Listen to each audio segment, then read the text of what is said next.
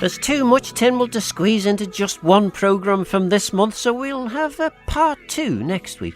Later, we'll hear about whistleblowing, an investigation into the Department for Enterprise Energy Regulation, and a move to reduce the number of presiding officers. First, Chris Thomas on his part in the Kate Lord Brennan censure debate. Yeah, so first of all, the committee seemed to be trying to extricate themselves from the issue that they created by deciding to investigate Miss Lord Brennan just by not doing anything. So I moved successfully that we should have that emergency debate, supported by everybody in the end. We had the emergency debate, and then I put down an amendment to the emergency debate, which was strongly influenced by the clerk supposedly talking about what the presiding officer was likely to think about the amendment, something we'll come to in a moment.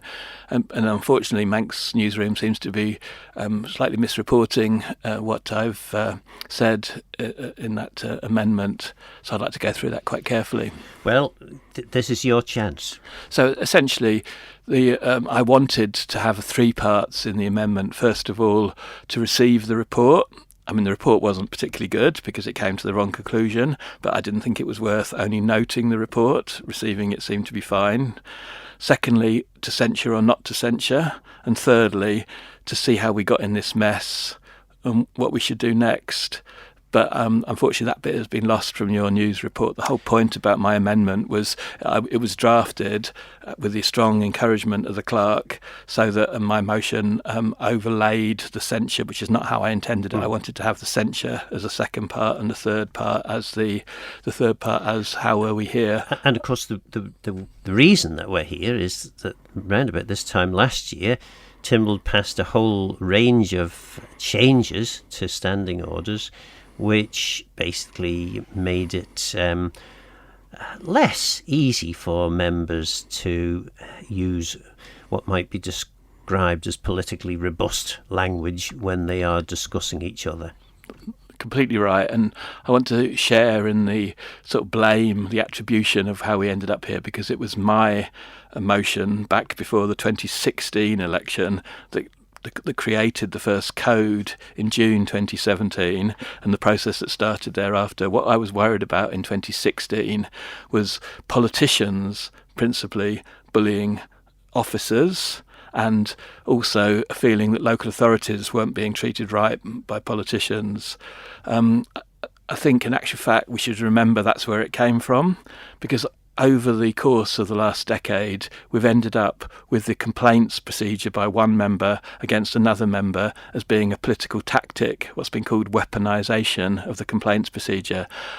I've been a victim of that, but I've managed my own complaints such that there was never any complaint. One time we got closest was about 6 months ago to do with Kroger Gas and the offshore wind field, and I outmanoeuvred the complainant in as much as I put down a general statement, which I never made, but I will be releasing now in the next few weeks in public about that issue. And you mentioned cover up, Chris, as one of the... So there are lots of things I haven't done because to me the whole situation was ridiculous, and I do have to say that it's not only me. I've taken some of the blame from starting this process and not being strongly enough involved earlier on, because I'm a long-serving politician, so anything that's happened in part is my fault. But we can't have a weaponised complaints process member on member. That wasn't the point of it. We've all got to have a good behaviour, but ultimately we've got to be good Democrats and we've got to be good representatives, and we've got to make our case persuasively.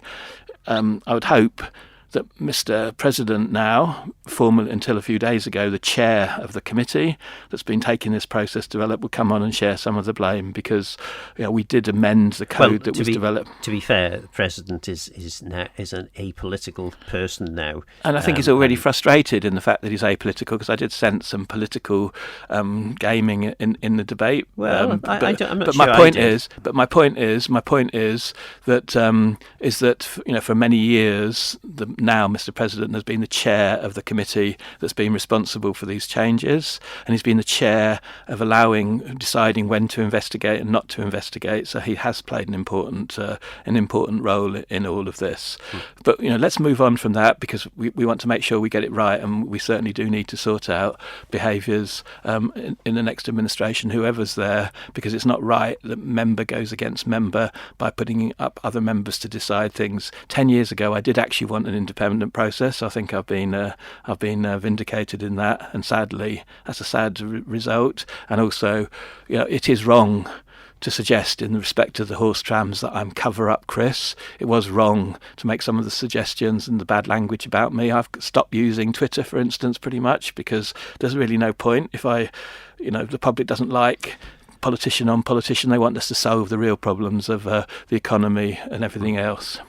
There are a number of politicians that I've certainly looked at posts on social media and thought, I'm not sure that's entirely fair. And one of those that does most of that kind of posting is the person who's complained about Kate Lord Brennan, which does seem a bit unusual. And that's one of the issues we've now got to look at, and that's why I moved to have the use and the application of the standing orders and the code looked at, because Kate and myself and others weren't allowed to mention the behaviours of the person who'd made the complaint, which just seems really, really, really strange.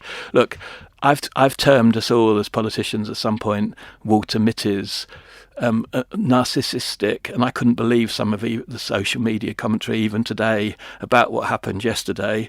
It's all, just you should see it in the use of the words, my words there, narcissism and Walter Mittyism.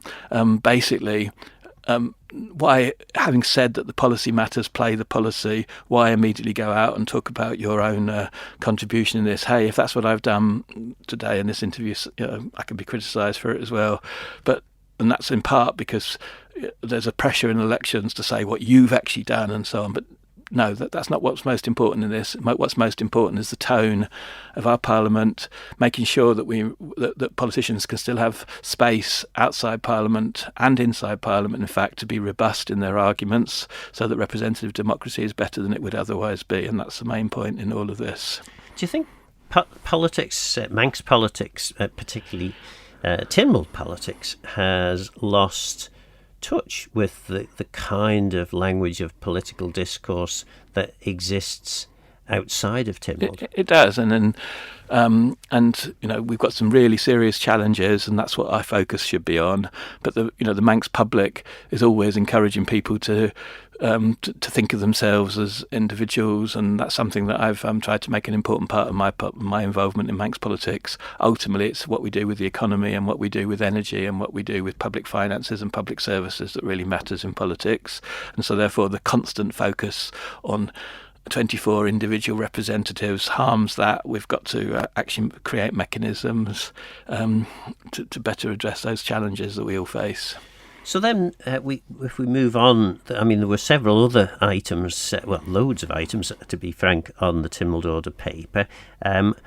One of those was Julie Edge had a motion down in relation to the Tynwald Auditor General, and it is fair to say that members of the House of Keys voted in favour of Julie Edge's proposal. That basically they were concerned, I think generally concerned, that maybe the Tynwald Auditor General wasn't delivering what was promised. But members of the Legislative Council voted against the motion. Yeah, no, absolutely shocking. So Treasury is concerned about some of the things that have happened in the last 3 years in the era of the Tynwald Auditor General. Costs for accounts have gone up. They haven't gone down, which is what you'd expect them to do if money was being saved. There is a proposal that's been approved by Tynwald back in 2025 to minimise or even eliminate the role of Tynwald in directing the Auditor General what to look at in terms of value for money. There's loads of negative things. That's why Treasury has written a really responsible report with my encouragement and under my sort of leadership, so that the next House of Keys can look at this, because you have to remember as well, it's incredibly unusual for the Legislative Council even to be involved in spending people's money, because they're not people's representatives. I think I've only ever found a couple of places on earth where unelected people are involved in spending public funds. But anyhow, so this particular, we got to take this really responsibly. Audit reform alongside budget reform, where we're also on the verge of making some bad decisions in terms of the way we do the budget. Needs to be a step back, and that's well. To be fair, Tynwald decided that the Council of Ministers amendment, which would have ameliorated some of the suggested recommendations on budget reform, Tynwald rejected the Council of Ministers amendment and said, actually, you know what, we think this is the right thing to do. And created confusion, because does that apply to this year's budget? All the speakers, when they were doing that, kept talking about it doesn't apply straight away, it applies in the future. So look, Treasury will react responsibly inside the Treasury Act 1985 and come back with more developed proposals, as we now have done with audit reform. And in both of these things, the role of the Legislative Council is being critical, and you asked me about that, so I'll move on to that. There were 3 times in this sitting where the Legislative Council voted against important decisions of the House of Keys, which the House of Keys had taken. One of them was to do with reviewing the way that the member standards approach. The second one was to do with audit reform, and the third one was to do with the payment for the board members of the statutory boards. And some serious things might happen as a consequence of that decision. Treasury was trying to get Tynwald effectively out of a situation it had created, and Tynwald's rejected what was on the table. We'll now have to pick up the pieces again. And when you say Tynwald rejected, Keys supported, Legislative Council rejected, and of course, what many people listening don't really fully understand, I guess, and even as a political commentator and former Tynwald member, I did struggle sometimes to understand why this happens. But the branches of Tynwald, Legco and Keys, vote separately, so a minority can vote against something and still make it stop happening. Because if the minority in Legco decide against something, and Keys are in favour, it falls. And because of that structure, mathematically, the power of your vote, if you're an unelected member of the Legislative Council, is 3 times that of an elected member of the House of Keys, because there are 24 MHKs and only 8 indirectly elected or unelected members of the Legislative Council. So 5 of you can stop the whole of the 24. So, but you've been a politician now for 15 years, and you've known this probably for much of that time. And it needs to change. It needs to change. Well, maybe you could have done something about that.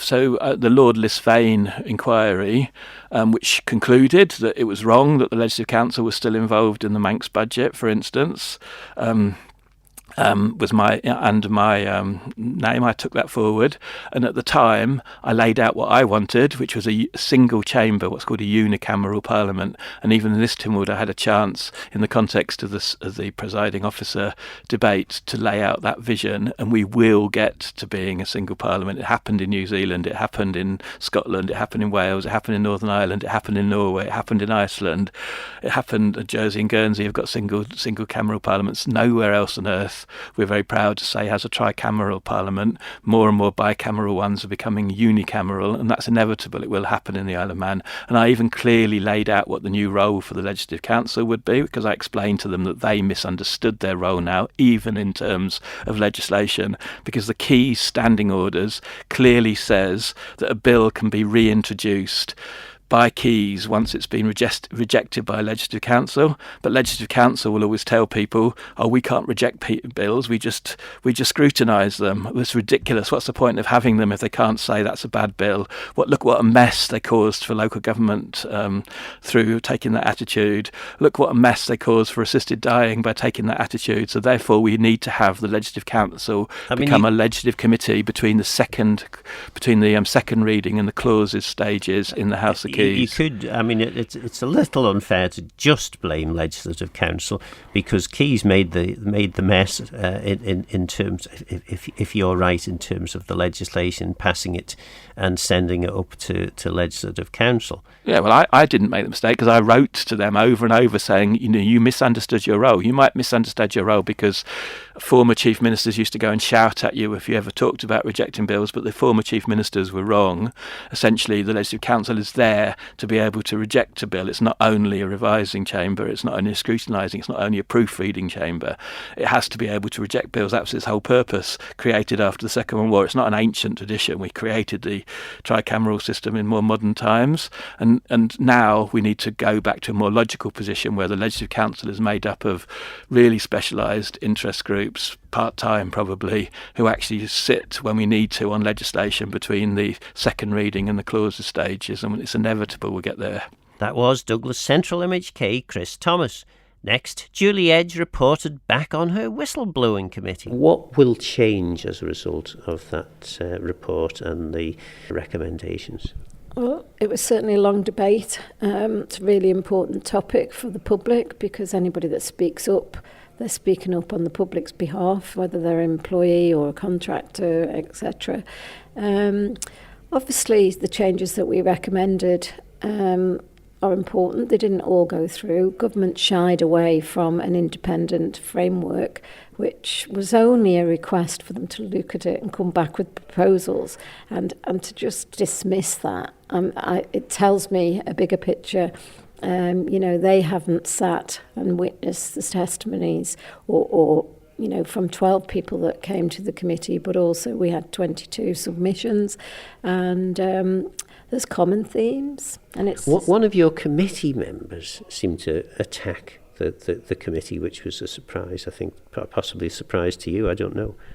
Well, it was a surprise to me on the floor of Tynwald. However, it proved that his lack of understanding of our Parliament, he's a beginner, isn't he? So, to say what he said about our respected committees, and that he didn't understand how he expected it to run like his corporate style committees. So that to me is his own error, because he should have understood how the committees operate, and to criticise sharing out questions, well, that happens with all committees. Did he want me to sit and do every single question? He wouldn't have been happy with that neither, because he was the one bringing people forward to the committee to present them. So, as whistleblowers, what are people going to be thinking as a result of what's changed, would you say? I had many messages last night. There was disappointment from the people that are brave enough to speak up on behalf of the public.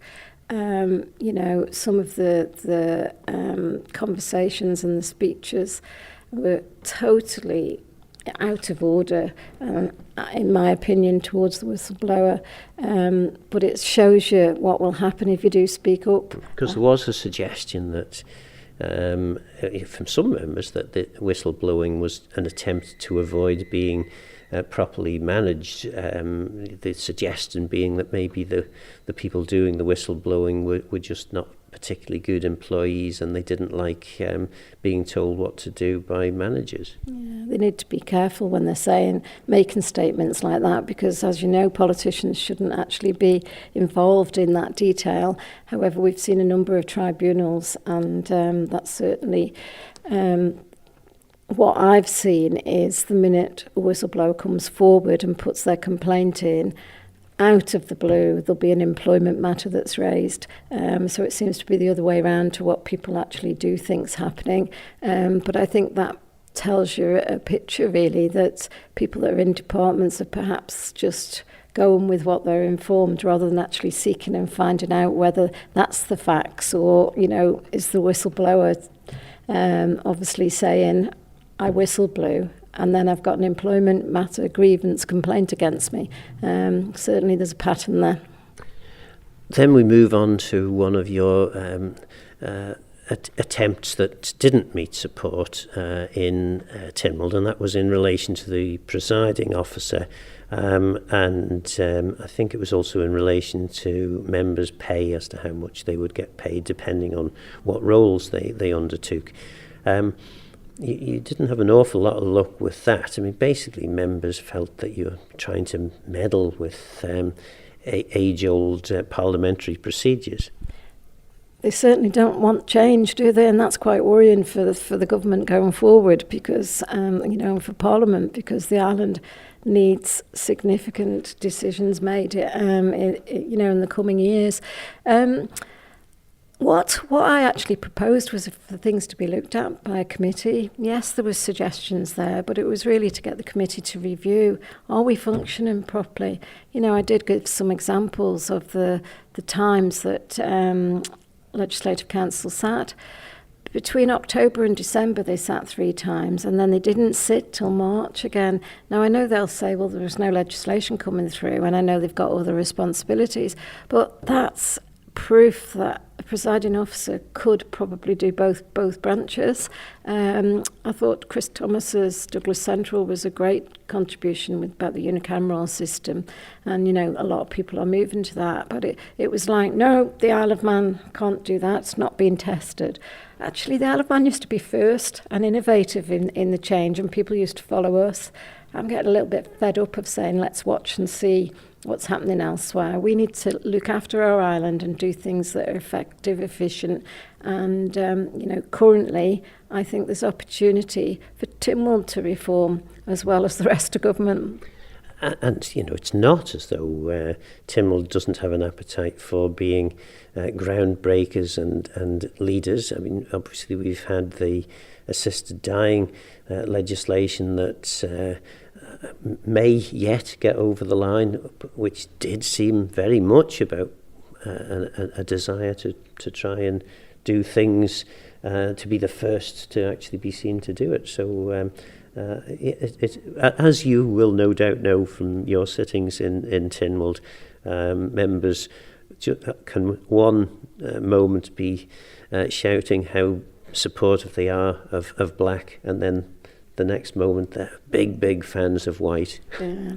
There's an awful lot of contradictory behaviour, because it's like they look at everything in isolation. They don't look at the bigger picture, when they're doing some of this. But certainly with the presiding officers, I think there is an opportunity.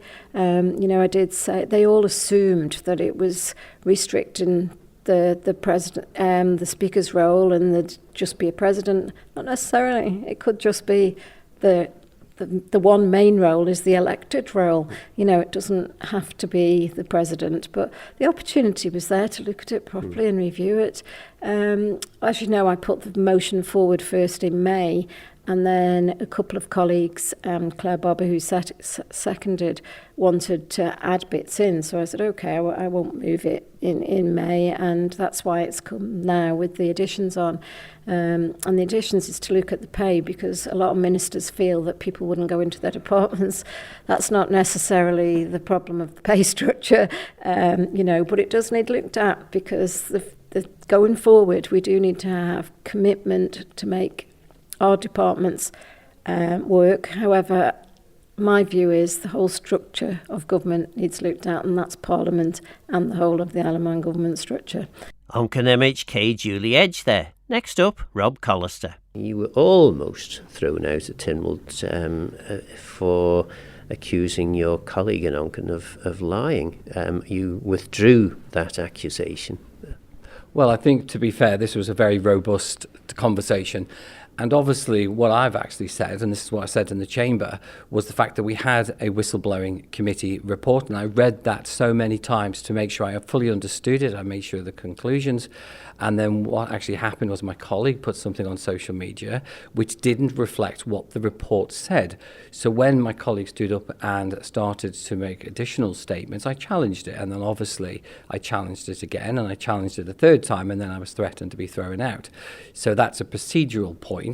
But I stand by the fact that if somebody's going to be putting out statements in the public domain on something so important relating to whistleblowing, especially when we know about those historic cases which has cost this island deeply, then it's absolutely right that we as political members actually make sure what we put in the public domain and what we say in the chamber is factual and correct. But I learned a good lesson in that discussion. So what specifically is it that you think Julie Edge saying that isn't. I'll have to think of a right way of putting it. That is some distance from the truth.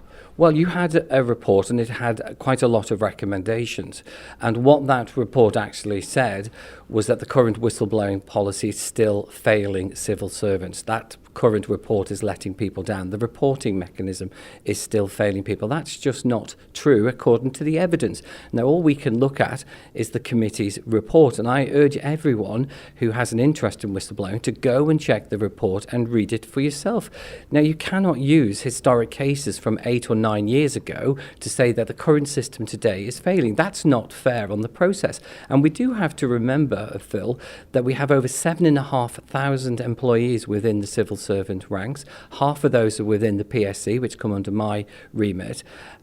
But at the end of it, whistleblowing represents something like 0.05% of the workforce. The number of whistleblowing cases each year are tiny. And as my colleague Rob Mercer had mentioned, MLC had mentioned, out of the current 6 that we had over this 6 months, 5 of them have been closed relatively quickly and 1 remains outstanding, and that investigation continues.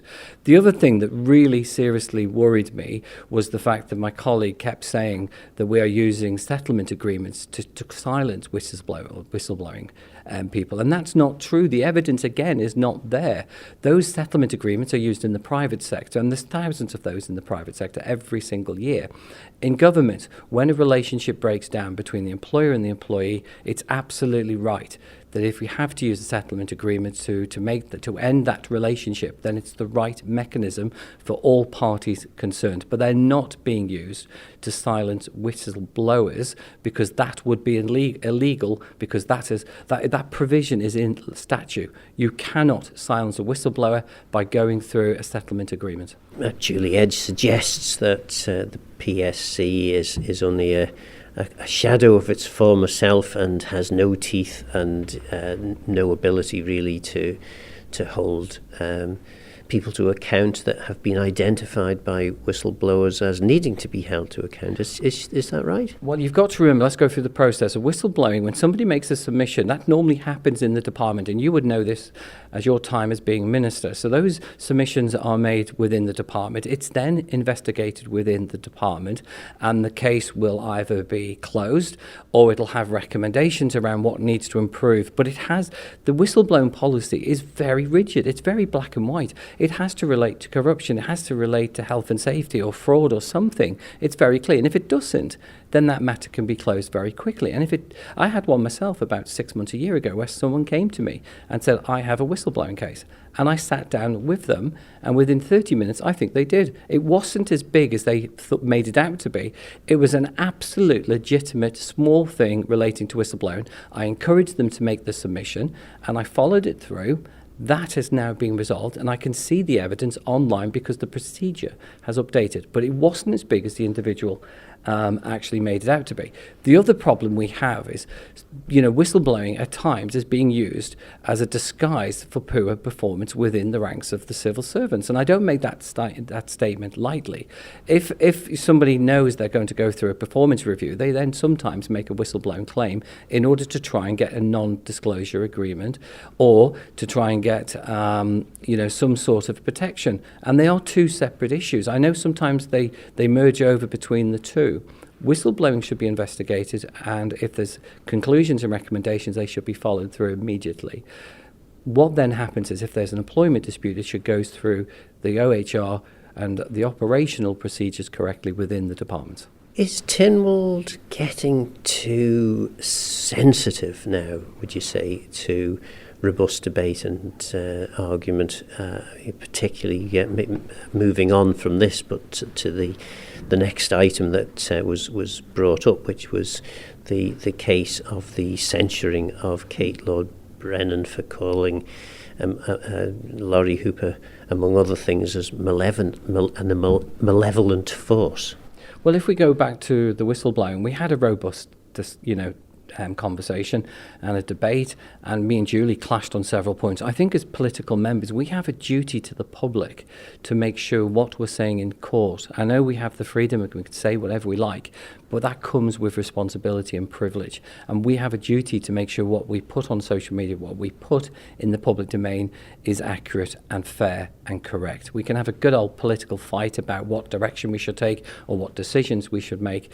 But overall, we should always be honest to each other and to the court. And to go back to the particular point around Kate Lord Brennan, I think it was absolutely right that Kate called this out, because what could have happened on day 3 of this sitting, there would have been a supplementary paper, and on that supplementary paper, there would have been a recommendation that Kate Lord Brennan should be censured. Now, for me personally, as I said during that conversation, I go back to my own problems back in 22 and 23.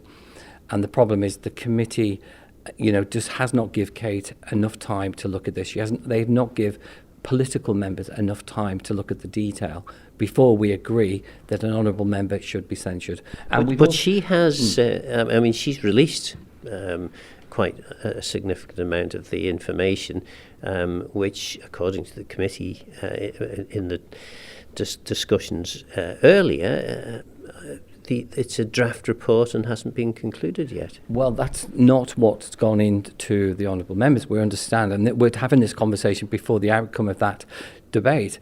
Now, we've got to remember, you cannot just go to a member and say, we may be bringing a supplementary paper in which you are censured. The timing of this could not be any worse. And as I say, we're sitting today having this conversation on Wednesday. Now, if that debate concludes on Thursday and Kate is censured, then members haven't had time to look at this. And this is what I've always argued. The process and the procedure needs to change. If you go through an investigation, you do not need an advocate or legal advice at the beginning of the process, because you put your trust in the system. It's at the end, and this goes back to my investigation. There has to be a process where you can have the information reviewed and then come back with challenges to say, I'm sorry, that information's not correct on these points.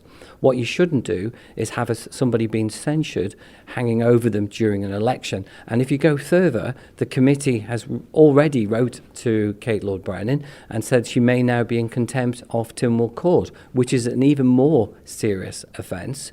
And they were talking about not investigating this until the new administration. That is not fair on the process. Doesn't matter who it is. It's not fair on the process. This needs to be resolved now. The matter needs to be put to bed. And when people walk into the House of Keys in September, they come in with a clean sheet. On MHK Rob Collister, Jason Moorhouse moved the report of the Economic Policy Review Committee, which was looking at the functioning of the Department for Enterprise. You seem to reach conclusions that some would suggest weren't evidenced in the report, but certainly the word on the street kind of backs a number of the recommendations you were making.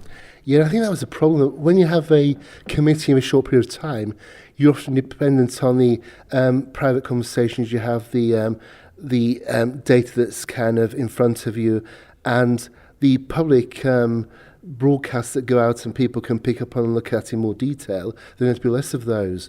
And I think the Minister did play blind from it to a certain extent, because he really did focus on that backdrop in terms of what the report was in its form. And the key issue for us as a committee was what was on the pages, what the 5 recommendations were. And that after 10 years, it's the opportune moment to actually reflect in a wider way and a deeper way in terms of what's going on. The Minister seems quite happy with it being left to the department to assess and then to come back to Tynwald, and then if there's seen to be a need, we'll go out. But after 10 years, it's a perfect chance to look at what we've got and shift things forward or change the direction we're going in. But it did seem disappointing and very pedantic in terms of we're looking at this small issue here rather than the big significant issues that businesses talk about every day. He does have a point, though, in as much as you didn't take evidence from the chairs and chief officers of the various agencies. You didn't engage as fully as one might expect a standing committee to engage with on a topic as important as this. There was engagement, and that was part of the issue that we learnt previously from our issues with the airport director that if you're going to get a key officer in, you also need the minister, and it is just so incredibly time consuming. And what we wanted to do was use our political time as well as we could. We wanted to bring a report with recommendations in that Tynwald could consider, they could discuss, and they could vote on. Unfortunately, it didn't go quite as well as we had expected, but ultimately what the minister and his team did was reword our plans rather than knock them off the table and come up with something completely different. So what we've got is something that's really a watered down version of what we required, and a watered down version of what we wanted is better than nothing. The Minister has said that he's going to come back with clear direction to I think he said January, Tynwald, certainly early in the new year, with his department's take, at least, on what they think needs to happen with the agency model. I mean, that's not a bad result, is it? Oh no, overall it was a fair result, and in politics you look for the small wins, and the committee did say, when we met up yesterday afternoon, that we had moved things forward. It was frustrating that things like the tourism board weren't seen to be, a great movement forward and kind of freeing up things and trying things differently, using the real expertise we had. But sometimes you've just got to say, 5 out of 10, not bad. We're moving things forward. It was time well spent. And 5 out of 10 is probably an optimistic score for the other motion that you brought, where at one point it looked as though you might not even get the vote from your seconder. This was in relation to something that, as described on your motion, most people would say, well, yeah, of course that should happen.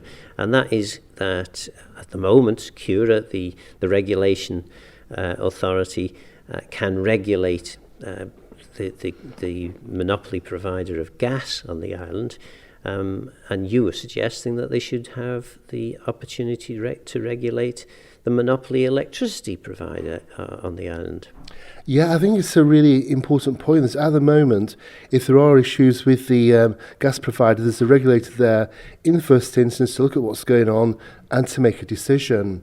With the electricity supplier, we don't have that level of equality, and there is an issue in terms of there are areas of the MUA that are clearly concerned. So if you want to put in a new installation, if you're a business using a lot of energy, you're going to be paying more potentially than you should. And if it's a gas supply, you can consult Cura and they can take a decision on that.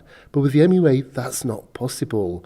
And it was a real surreal experience this afternoon, and I hope candidates get a chance to listen back, because the argument was by the chair of the MUA, by the former Treasury Minister, two former Treasury Ministers, that what we have here is a government-owned business and the people can trust us to provide the best service at the best price. And I thought, yeah, really? And, I mean, they do sort of have a point. I mean, you're all in Tynwald. You have a government-owned monopoly energy provider in the MUA. And ultimately, if Tynwald directs government, government has to comply. Government can then direct the MUA, which is a wholly owned part of government, wholly government-owned part of government. So you can direct the MUA to do the big stuff. That is the perfect perspective on the situation we have and what really came up in the debate. And my concern was in 2022, the Council of Ministers directed the MUA to take actions on pricing, and it cost the MUA over £50 million. And all through the spring, all through the summer, I was asking Minister Ashford and other key players, why is this happening? Because at the time, if you got a great big mansion, a great big swimming pool, and a great big EV, you were benefiting from cheap electricity. But if you lived in a small social house and was only putting electricity on when you really needed it, you weren't benefiting very much by the electricity prices staying the same. But the issue was that had a massive impact, because later that year, the MUA had to bring in advisors to advise them on the best way to sort out their financial challenges. And there was a committee meeting led by the PAC, and they questioned the board about what had gone on that year, and it was absolutely horrific that such professional individuals who were working so hard were placed in a position by the Council of Ministers of keeping electricity prices down, and then at the end of the period they'd got over £50 million to actually deal with, to find.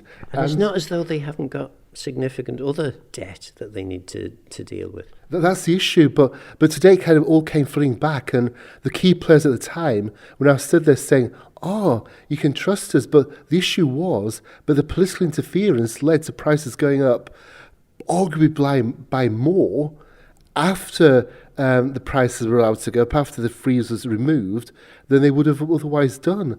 And that was a concern. And the whole point of the motion was to have cure in place to ensure that when prices need to go up, they go up in an appropriate way. And it was a minimal change. It wouldn't have required a lot of additional work, but it would have been there in the background just to ensure that a key operator, the electricity provider on the Isle of Man, is doing the best thing for local people. Aubrey, Castletown and Maloo, MHK, Jason Moorhouse there. So what did the Enterprise Minister think of the report? You were pretty robust in your response to the committee's findings. I mean, the committee were saying pretty much what a number of people have said in recent years, that maybe the agency model isn't working in the way that it should be. Yes, I think it is important to record straight away, Phil, that the important role that these committees play. It's absolutely right that as a department, that their remit is to cover what the Department for Enterprise does. They have every right to call us in to ask for evidence and produce reports on our performance. So my concern, my deep concern with the whole process, which I think I sort of hopefully eloquently put across yesterday, was I felt that the whole way they'd gone about this was flawed. So I think it was incredibly disappointing, the report. I think I was fair in saying that, of course, there are issues they raised that I think we perfectly recognise, and I think clearly the agency model has been in place in 10 years. For the last 10 years. I think it was important, the point I made, that a long-standing businessman on the island, over 40 years experience, who's also been involved with them, has said it's the best thing that's ever come out of government as far as being able to have that structure in place. But does that mean there are not issues that need to be redressed? So there's things can be better? Of course they could be improved. We've acknowledged that. That's why in the last department report I committed to reviewing the agencies, and that is what we're doing. But the irony is, as part of that process, we've engaged more widely than the committee did on what's meant to be a fundamental assessment, allegedly, of the department and the agencies, although all they seemed to do was talk about the agencies, to be fair. So I felt the way they'd gone about it, the fact that they hadn't even had the courtesy with their privilege and opportunity to call in the heads of the agencies, the chairs, whoever they wanted to, for oral evidence, public oral evidence, to be able to reassert some of the assumptions they had made and to gather the evidence. They failed to do so. And on that basis, yes, I did push back robustly because I think it was very disappointing. And I imagine, having been a minister myself and also having been on a committee, several committees in my time in the Keys, you would welcome a robustly evidenced report, even if it didn't necessarily tell you all the things that you would like to hear. It's reports from Tynwald standing committees can be really very valuable in terms of pressing the case for change. I think that's absolutely right. I mean, I think we have to recognise we talk about the power that committees have, but also the responsibility they have, and it is a unique privilege. They do have that right to ask difficult questions. I think they should be an important part of the robustness of our democratic process. I value the fact that we have those committees. It's the right thing for the public to know that those committees are there doing a job. But when they're doing a poor job, I think it's right it's called out. So in terms of your part of the or your internal review of the agency models, when are we likely to see results in relation to that? So that's work ongoing. I think the way we've very much framed this is that this is something we're now at the end of this administration. So what we want to do is have some clear direction for the next administration to put in place. So I think, as I say, what we've committed to, certainly by January, is to come back to make sure we've got those clear directions in place, set out the stall, what's happened in the agencies over the last 10 years, what their successes have been, where things can be improved, to make sure that the next administration can hit the ground running with a clear understanding. Now, like we said in the discussions yesterday and in the amendments, I think, if from part of this process there is a need to take have another more in-depth view into some areas, and even if that's independent, that's fine. But the important thing is, when you're making those decisions, it's got to be evidence-based. And what the committee failed to do really from the start was to provide the evidence needed to some of the assertions and the recommendations that it came forward with. So, like I say, scrutiny is really important. But when you're making big decisions, we're talking about people's careers here, we're talking about, this is a big issue, you need to have the evidence behind it. One of the reasons, perhaps, that the committee might have reached some of its conclusions would be the general acceptance that there has been a decline in economic performance across the island over the last couple of years. We understand from comments about the Chamber of Commerce briefing, from the comments of wannabe MHKs, the Chamber is quite concerned at the lack of economic growth across several sectors. If the agency model is to be successful, it does need to be driving economic growth, doesn't it? Yeah, I think yes, but I think the clear distinction, of course, is that it's business that drives the growth. The agency's job is to help that process, to help facilitate that. I think it's the Chamber of Commerce isn't saying anything they haven't been saying for every year, and the pushback I often have to them is, well, okay. What can government do to make that playing field work better? But clearly it's up to business to get out there and do that. I mean, look at some of the legislation we brought forward, the digital legislation we brought forward for data asset foundations. That's for business to grasp and take forward. It's not for us to do. So sometimes I'm a little bit concerned about the angles sometimes that the Chamber of Commerce come from. But look, I have to absolutely recognise, we all do, that look, things are really difficult. It's been a challenging 5 years. There's no doubt about it. We can see some of the existential challenges we've seen hitting the economy, but through that, we've steered a steady course. We've kept low unemployment. We've grown the working population. We've recovered some of our reserves back to over 2 billion. And we've got stable international credit ratings. So the bigger picture is the island is held up well. Are there challenges? Absolutely. Some sectors more than others. So in no way am I going to dismiss that. But the agencies have played an important part in having those ongoing discussions with sectors. And please, this is the other thing we have to remember is the people who are sitting on these boards are people who are from the sectors. They're the ones that the 30 plus people are sitting on the agency boards. They're the ones who are feeding in. And there are also chamber members within that group. So sometimes I am a little bit sort of sceptical around some of the views and that come out of chamber. We do work closely with them. They quite rightly push back at us at times, but I think it's also right that I push back at them. But those numbers, in terms of economic performance, are your own numbers. They're the government's numbers, and I would imagine it's something that the electorate should have some level of concern about in the run up to the general election. Yeah, look, I think if you look, as I say, look back over the last 5 years, you can see, for example, that we had the sort of GDP drop in sort of 22, 23. I think we have seen a good recovery since then. So I think overall we've held our own. I think that, and that's been even that has been, I think, a success in many ways. So as I say, we've got more people in work than we've ever had. some sectors are doing well, but clearly some sectors aren't. So the question then is, how do we respond to that? How do we help that? And that's why we've brought things forward like the local economy fund and the local economy strategy to help the hospitality sector.